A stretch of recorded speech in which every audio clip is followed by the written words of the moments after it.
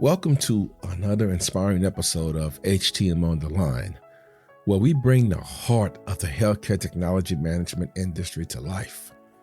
I'm your host, Bryant Hawkins Sr., and today we have a guest whose story and impact will leave you motivated and ready to take on the world. Joining us is none other than Mr. Douglas Redwine, a seasoned HTM professional, mentor, and advocate for shaping the future of our industry. Doug's journey into HTM started with a spark of curiosity and has grown into a blazing passion for making a difference. From mentoring students and young professionals to addressing the pressing challenges of staffing and knowledge transfer in our field, Doug is a man with purpose and vision. Whether you're a veteran in HTM, a rising star, or someone curious about the work that keeps healthcare running behind the scenes, you'll want to tune in. This episode is packed with wisdom, inspiration, and actionable insights.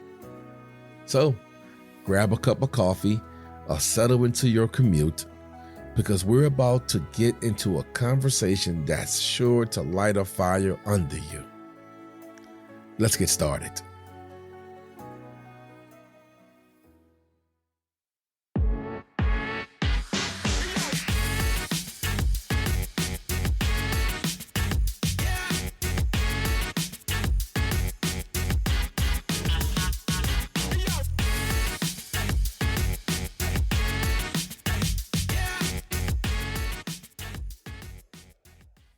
Welcome to another episode of HTM On The Line. I have a special guest this week, Mr. Douglas Redwine. How you doing tonight, Doug? I'm doing great. I'm glad to be here with you. Thank you for the invite. Well, we're going to just dig into Mr. Redwine just to see where you at, how you doing. I know you just relocated from Texas to Georgia. How's that relocation going? It's going well. Still, learning the ropes, but everything is good. I'm in the right place.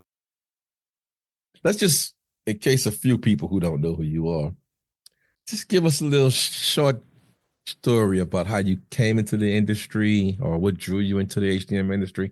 Give us your story. Give us your background. Oh, man, that's funny. I just got asked that question today. I came into the industry kind of by mistake. Was in college. I went to school and chose architecture as my major. And about after the first year, we were doing AutoCAD. And out of ignorance, I thought you would be drawing and sketching because I can draw. So I was kind of not feeling the way we were, doing it. So I had a friend who was in the School of Technology. He's like, how about engineering? So I grabbed a book. We didn't have, internet at the time. And I grabbed a little catalog and scrolling through. I had two criteria: make good money and help people in engineering. And I came across a brand new field of study they had, biomedical engineering, kind of read up on it. I liked the fact I never heard of it. And I didn't know how much money it made. I was 19. So I was like, it sounded like something good. And I read about it. And so the doctors and nurses can't do their job without these people. And I put my finger on it and chose it. And that's how I came into the career, so luck. Hey, man, that's amazing. It's like, I kid you not, everybody has a story of how they came into the industry, and it's never the same. Awesome. So if you came in at 19, how many years have you been in the industry so far? Oh, man, I've been in the industry, I want to say 24 years. On quick math, I took a little break. I was in the field, started in 98, ventured off into something else for a couple of years and came back. I think about 24 years, probably 24, 25. So over half your life, man. Yeah. Yes, sir. Now, what would you say would be one of the most rewarding moments in the 24 years you've been so far? Because you probably got more coming, but what would you say is one of your most rewarding moments? For me, I think everything always ties back to it. It's the mentoring and hiring aspect of it. That's the most rewarding. When I was at one time an adjunct college professor at a technical college, and some of those students I was actually able to hire, and just knowing I was making a difference in people's lives by helping them with employment, and then some of them coming to me and looking at me as a mentor. I think that was most filling. And then secondarily, I think the most fulfilling moment is during COVID when I actually saw people's perspective change about how they looked at us. When we were already important, but when people started seeing, how important we were to the lifeblood of the healthcare system, that was really fulfilling for me to see that change. Yeah, man, COVID. I still talk about COVID to this day. It's like that was a moment in time there. Yes. Now, there's a lot with all this staff shortages we have in our industry right now. Well, healthcare as a whole. But Mm-hmm. and you mentioned how you mentor and you love to mentor. Well, what advice would you give someone? Because a lot of people might be listening who might be outside of your reach, but now you can reach them. What advice would you give to someone who's just starting out in the HTM industry and they're looking to make an impact like you have done so far? What advice would you give Oh someone? wow. I would advise them first of all to be seek to be knowledgeable in whichever part of the field they're most interested in, wherever they decide to what area they decide to make their expertise, be very knowledgeable overall, and then especially in your domain of expertise. Secondarily, I would advise them to network. That's so beneficial. So I always promote. You have to network. You have to meet people. You have to get out there. I would advise them to seek mentorship. Find someone they can look up to who's already doing and who's already where they think they might want to be. Seek mentorship, and then I would advise them to participate, meaning their local organization, um, Biomed Society, HTM Society, get involved, go to the conferences, um, and then lastly, I would advise them in some type of way to brand themselves, be a walking brand for HTM as they network. Oh, that's great, man. Because Yes, sir. networking is a great avenue because most biomeds are introverts by nature, but Yeah, we have to network because that helps a lot. yeah, Now, yeah, you mentioned COVID, how you noticed that they started looking at the HTM industry differently. Now, I don't want to say 5 years. Let's just say maybe the next few years. What do you see may be the biggest challenge facing the HTM industry, besides the staffing issue? We know that's one. What will be another challenge you think will be facing the industry today? And how would you address it, the challenge? yeah. Oh, that's a good one. This is something I'm working on. So the challenge that I foresee in the future is actually related to our current problem of recruiting new people to the field, um, and getting the industry out there, right? The shortage, and so the challenge that is happening now, but it'll be more so in the future, is that as the current population of HTM veterans retire, they're taking a lot of knowledge with them. So the problem I see happening is the cross generational training. Actually, today I went to a site for somebody who's getting ready to retire, a Biomed 3, all these years of experience, and he's leaving. Backfilling his position is going to be tough, and he didn't have an understudy or successor behind him, and I think that's going to cause a lapse, in our productivity in the field. And setting up a system to where somebody can where you identify in advance the person that will be next up. And then I know it's kind of hard sometimes, but we have to find a way to, get that understudy to work with that person and get some of that extra knowledge that you can only get from a person in that position. And then another part of it, I think, is in our onboarding process. I think, we bring people on and we don't have a real good system most of the time of onboarding them with the mindset of I'm going to, get up under the next level person and learn. And then I'm going to also be responsible for teaching back, so it can just flow through step by step. But I'm still thinking about that, is Yeah. how that works. But that's where my mind is headed right now. Yeah, because you're absolutely right. Most likely when the BMed 3 Mm-hmm. retire, even the BMed 2 now, Yeah. it's hard to backfill it because it's a challenge. So Yeah. most likely you're going to come in with a 1. Or you might have to relocate a 2, but then that's Yes, a sir. challenge when someone relocates. Are they going to be All able to right. adjust to the culture they're moving into? So that's a lot of challenges there. But that's a good idea, though.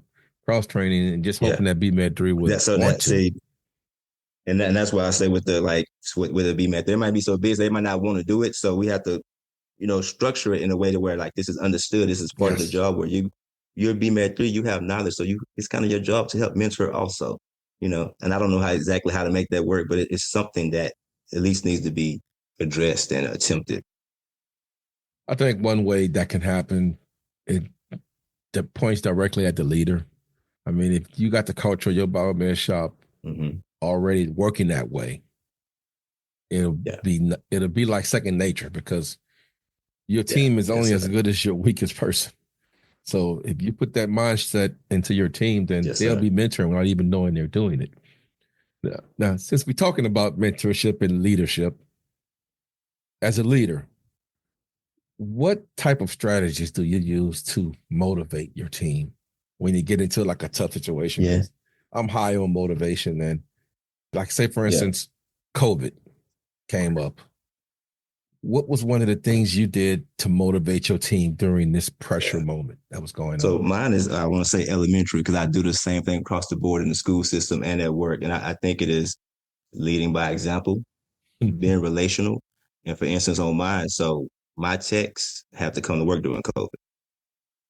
Directors, managers we didn't have Mm-hmm. to, but because they were there, I showed up.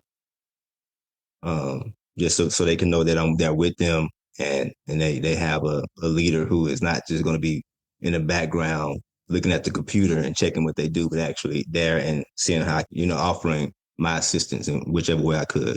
So I believe in um, being in position to be a support and knowing that I can be leaned on and helping in every way that I can. And that's the kind of way that's the way that I lead, is being very relational with my team.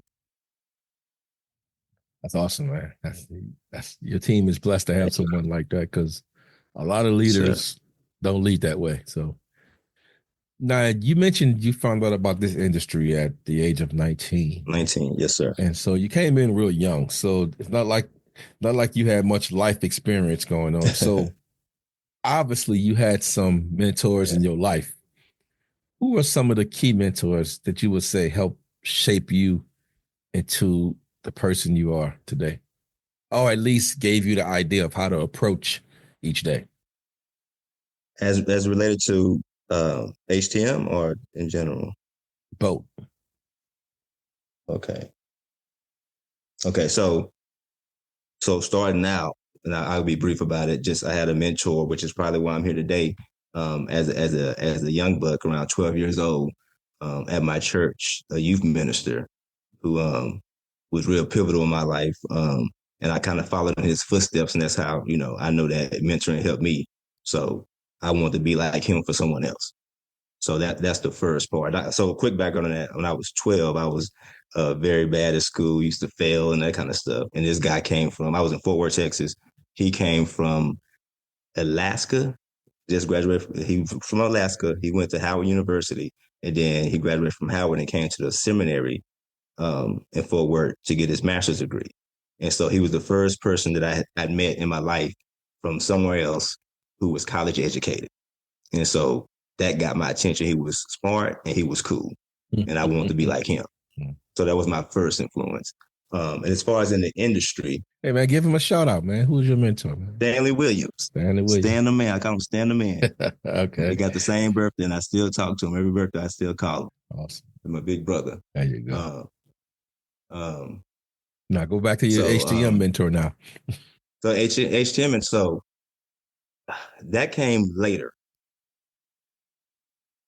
because when I went into it, I just did my job and I kind of choose people. So um, I didn't have a real mentor early on. And so it's going to be funny. They're going to hear this for sure. So later on, once I decided that I want to actually do more in the industry, that I could see the potential and like, oh, this can be something. It was actually, I met these two people at an MD Expo in Dallas, probably 2016, maybe 15, 16. And that was Jewel Newell and David Broderick.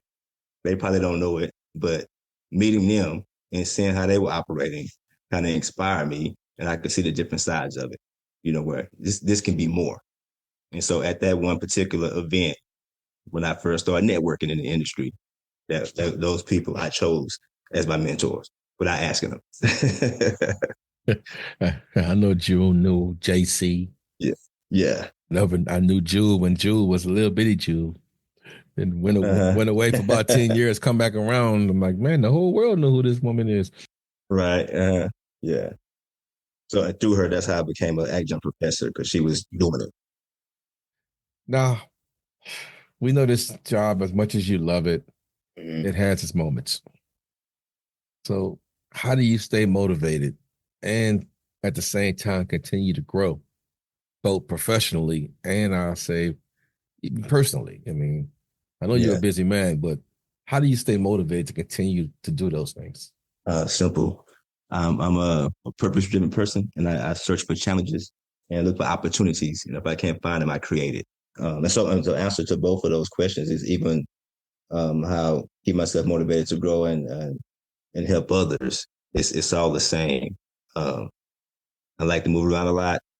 I'm the kind of person that can get bored with, just doing the same thing over and over. And so I choose not to ever get bored. And so I have to make things fun for myself. And I'm a creative person. So I'm always looking for the opportunities to, how can this improve, or how can I do something different, or what's on the horizon? And so that's how I keep myself, motivated in my day to day and in this industry. I see you like to run, man. Yeah, I got to stay busy. Yes, sir. Yes, sir. Yes, sir. And that comes directly from COVID. Can't be sitting in the house. I had to get outside. Yeah, when everything was shut down. Oh, really? Because I used to play basketball and, just stay active. The gyms were shut down and I was going stir crazy, no social interaction and stuff like that. So I got outside and started running and loving it. And then the only people that were outside that I knew were a run group. I joined the run group and here we go. I didn't plan on running a half marathon when I started, but Wow. Congrats. Yeah. I did that one time, man. That one time only. I made it through, but I was tell you this quick funny story. I was running, man. Mm-hmm. This lady had to be about 65. And she on the back of her shirt, I may be slow, but you behind me. Yeah. I zoomed past her, man. I'm like, man, about 2 hours later, I'm walking. Wow. And that's who came trotting by me. I same little speed. Yes, sir. And I read her shirt. I said, wow, it hit me. I said, yeah, you may be slow, but I am behind you. And she beat me too. Yeah. She had that slow, steady pace. Yes, I thought I could just go out there and just run. I'm young. It sounds like the turtle in the hair. That's the message you got. But now let's think about, you mentioned you do a lot with the community, and that's awesome. Now, how can, man, this is a challenge one here, because you mentioned about how you would like for your senior BMS to maybe start a replacement or a transition plan. How can we better educate the next generation about the importance of HTM? Because you could teach them how to repair equipment, but how can we go about educating them how to know about the importance of what we do? Wrestle with that a lot too. I think I like to point to leadership, and I know it's not exactly part of the job description, but I think that all of us that, work in this industry, love the industry, and care about it, have a responsibility to promote it as we go. I think we're all out and active, and not all, but most of us are out active and doing things. And as you go, I think we should be mentioning it and letting people know what we do, and trying to recruit, so that more people can know about it. I just think that's part of the calling. Yes, sir. If you could change one thing, I know you mentioned during COVID that everyone gained a new appreciation for what we do, but if you could change one thing about the perception of HTM, what would it be? I have to think more on that, but it's because I think it's changing now. Because I used to have this deal where I had a goal for my team. I used to tell my team that I didn't want them to. First of all, I didn't want them to look at themselves as just the fix-it people, and I didn't want I wanted to be viewed as a viable and important piece of the puzzle in the healthcare network. And so I used to always try to teach them to, like, first of all, see yourself, look at what you do and know how important it is. And also don't let anybody else look at you like that. So I wanted to people within the system as a whole not to just see us as the fix-it people that come out of the basement and grab something. Because we do so much more than that. You know everything we do. So I just wanted the whole scope Yes, of sir. it to be recognized. And so that would be the part that I would think needs to be Okay. the perception that I would like changed. Now that's kind of lighten it up some here. Okay. Now, what's one fun fact? I know you mentioned running. Yeah. That's something you like to do, but what's a surprising fact about yourself that most people in the industry don't know about you? Most people, I do. Most people in the industry wouldn't know that I got bars. No, just joking. But I used to own a recording studio, and I used to do music, and I, performed in front of, crowds as big as 5,000, and on tour and Really? travel, and not. Let me not make it sound too big, but I've done a bunch of shows and do poetry and things of that nature. So all of my stuff, as far as creativity, started with music.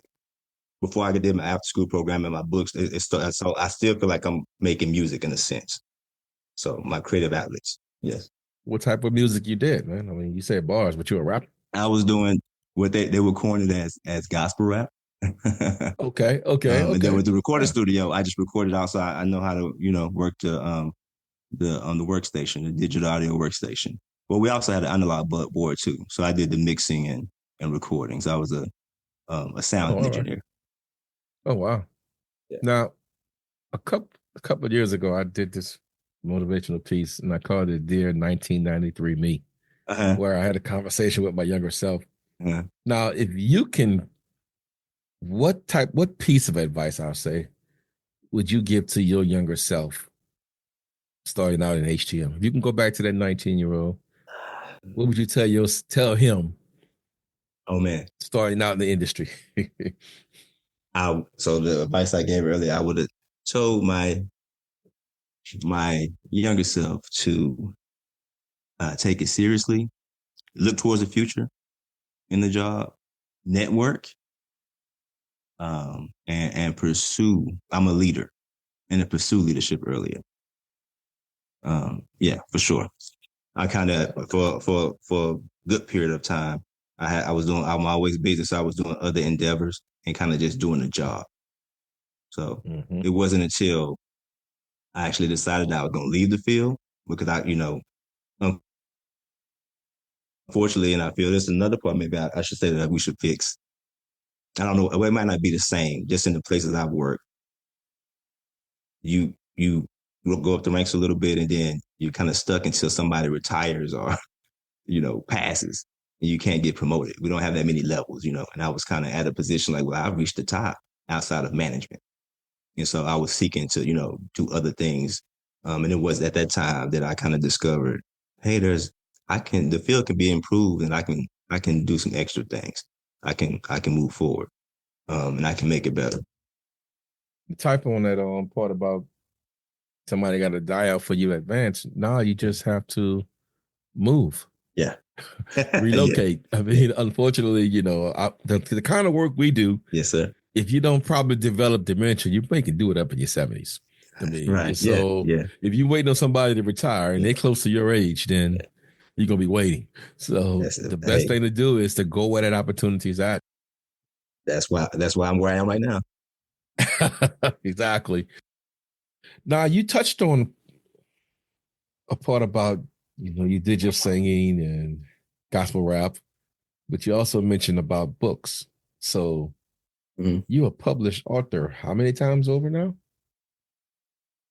Um, Four four, books. So what type of books what four. type of books you write about? So I'm a published author, Mm-hmm. but I'm about to be a real published author real soon this year. Great. Meaning I have a novel Oh, coming out, okay. which I'm very excited about. So the first books I've done, there was a activity workbook, team STEAM, created some characters. I have another book. I do after school programs. And I noticed that some of my classes, like, oh, they don't teach kids how to write anymore. So I did a writing book, just a basic, tracing letters and things of that nature. I have another book, HBCU career college book to promote HBCUs because I went to HBCU and it was helpful in my life. And so I know some other people need to be exposed to it. So the history of HBCUs and a real cool book. I created that one. And then I created a journal because I'm a journaler. So I created what's how you said? I want to say thought provoking. My mind not working correctly right now, but writing prompts, a journal with writing prompts. Okay. And motivational. I did 50 different quotes. Oh, wow. So they have a words of affirmation on each day and morning and night journaling session. Oh, wow.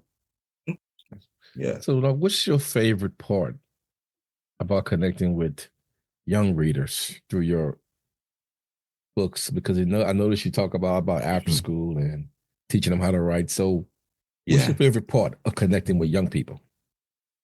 It's always the so when I'm there physically with them, I'm outside when parents send me stuff, it's the aha moments. Seeing those eyes light up, helping them to tap into their creativity.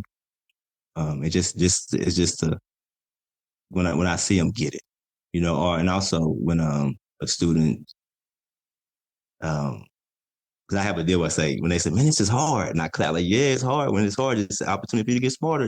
So I have this whole deal. And when I see that breakthrough, when I do a coding class or even on the reading exercises, when they're challenged and kids, oh, this is hard. And, we work through it. Yeah, it's hard. Come on now. And when they get to that moment, I love that. Where I can see the learning happening. That's awesome, man. I was on the internet today and I think Sherelle, she was at the eye doctor and she mentioned Sherelle, she does HTM Insider. Yeah. And so yes, sir. She said she loved when the light bulb comes on when she tell them about the industry. But like I told her, for that light bulb to cut on and you to appreciate it, meaning that light bulb is cutting on inside you the same way all the time. Right. That's why you can appreciate it when you see that light bulb cut on in someone else. Mm-hmm. And that's a calling. That's where the calling part comes in, because your light bulb cut on every morning when you wake up. It's on. And yes, sir. That's why you keep creating, because it's constantly cutting on. And that's when that job becomes a calling. And everybody don't have that. So hopefully listening to this podcast, you can motivate them to turn their light bulbs on, because we all have one. We just have to tap into it. Now, do you tell young kids about the HTM industry? Do you? Most definitely. Yeah. It's so, as I said earlier, as you go, you're promoting and branding it, right? And so a big piece of my deal is, what I do.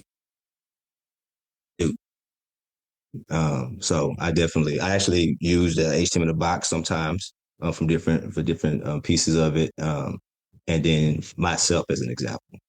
I have a whole little video mock-up thing I do to introduce myself, and that's the big part of it. And I always come back to it. And then I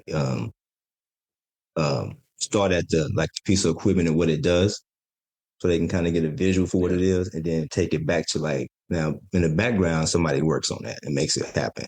And I can see the connection during those times too. So most definitely.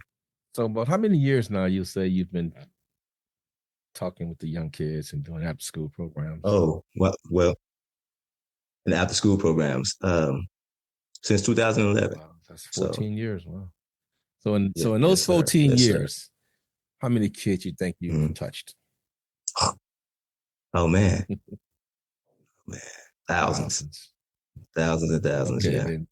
And I guess I have some rough notes. I need to really go back on it, because I have this deal where in the coding classes I did, where I have actually a log of signing in, and there was over a few thousand in that piece of it. And so over the years, wow, that's awesome, man. Now it's been thousands of students, thousands of kids, and that people may hear that and say, "Man, that's got to be," but just the fact you're reaching out, that 1,000 comes real fast. It's not like you have to go far to find 1,000 kids, like people may think. It's real easy to find 1,000 kids.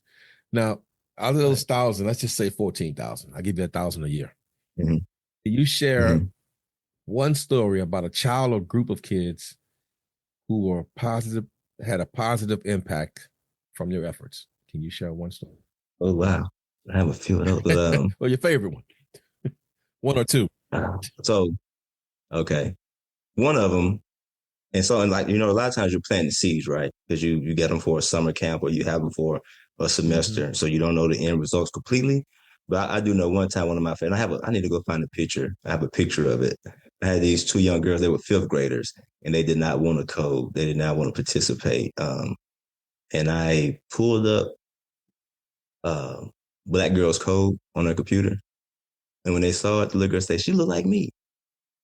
And I got a picture of them just all of a sudden on the code because they saw an image of some little girls who were doing it too. And that was one of my breakthrough moments of seeing, like, it's all about exposure, and kids need to see it sometimes. So that was one. Whether they kept doing it or not, I don't know, but I do know at that moment, they participated and for the rest of the semester. That light, just by that seeing light that. bulb moment. Huh? That light bulb, yes, sir. Then I have several students that went on to college and stuff like that. But another one I like to share, and this is not a kid, it's an adult. She, my after school program, she became one of my assistants, and she got so into it, she decided to go to school um, and get her a tech degree, associates, and she's now working for an IT company and doing very well. Oh wow! And so that right there is one of my favorite stories. Yes, sir. So she got influence indirectly. Yes, sir. Yes, sir. Mm-hmm. Now, what do you think kids need most today? And what would you think it would be if you had to say? Because everybody always say the kids today are different. But what do you think kids need the most today? Mm-hmm. Kids are different, but kids are the same as we were when we were little. They need attention. Mm-hmm. They need guidance, positive guidance, and they need exposure to the possibilities. And they need reassurance that they are capable of doing those things that they get exposed to, those extra things. Because I think a lot, especially the kids that are, in the urban schools and different areas where I work, it's just they don't know what they can do because they only see, the environment around them a lot of times. So they need some people who care to come in. And so with all that said, mentorship, and kind of point them in a certain direction. Hey, look over here. You see that? You know what? You can do that too. You can be that. You should, experiment. And part of my class is, my deal is dream, explore, create. And you don't have to try to be something, but I just want you to like think about and look at things differently and try stuff.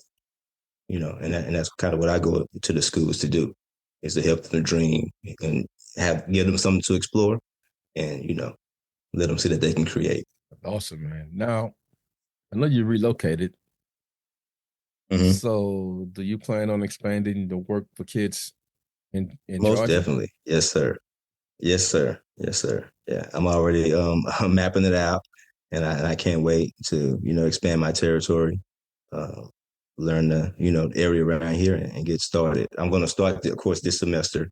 Spring semester is the perfect time for after school career days and things of that nature. And yeah, I'll get my after school programming restarted out here. Now, how do you go about just starting the after school program? Is that something that takes a lot of work, or that's just something you can't just? I guess it does, but it doesn't. Because you kind of have to be when you're a creative person. Can I tell you how I started? Yeah, go ahead. Yeah.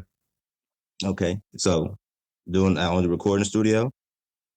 After a while, as things start getting digitalized, digital, the studio is less. A big full scale studio is not needed as much, right? Because kids can do things on their computers, and so it came a time I wasn't really recording bands anymore. It was people bringing me their messed up mixes and want me to fix it, or coming with some beats and rapping on top of it. So it was no longer fun anymore because the creativity was getting taken away from it.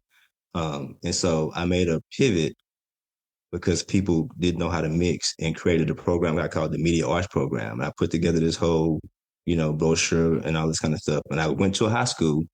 I didn't know after school program existed, and just said, hey, I have something that I want to do after school for the kids. And I didn't know about that school program. And they said, do you have an appointment with the principal? Like, no, I just have this, I got this brochure. I want to talk to them about it. And the after school program director just happened to be in the office that day. He took and he's like, man, this is what we need. And I was at a high school. They allowed me to build a studio, the kids to build a studio from ground up. And we recorded, wrote screenplays, put on, for the community, put on plays. They performed, they did the lights, they did the curtains and everything. And so I think I went off track of your question, but so for me, creating an after school program happened, you know, organically, I guess you can say, except for me taking the time to be crazy enough to create a program that nobody asked for. And after that, I was in the door. And so I just kept expanding. So I went from the media arts program to coding classes and drone classes and things of that nature. So how do you create an after school program? Have a vision, have a dream, really care about the kids, and go forth with it. There's a need for it. And when there's a need, if you step in, there's work to do. Tech Choice Awards. Somebody I know is up for Director Manager of the Year. This award here is also sponsored by NW Imaging. So how do you feel about that nomination, man? I mean, I feel I feel real good about the nomination. It's always good to be nominated and recognized for your work. And what's good about that is it comes from your peers or from your people, right? And so they nominate you. So there's always a blessing to be recognized in that manner. Wow. Well, congratulations on your nomination, man. I wish you nothing but the best. Thank you. And Doug, always appreciate you, man. And if you ever want to come on the show again, you're welcome anytime to promote your book. I'll be glad to assist any way I can. And what you're doing with the kids is dear to my heart because I'm the same way. Okay. I like to reach out to the young ones because they are our future. And that's not just a cliche. That's a fact.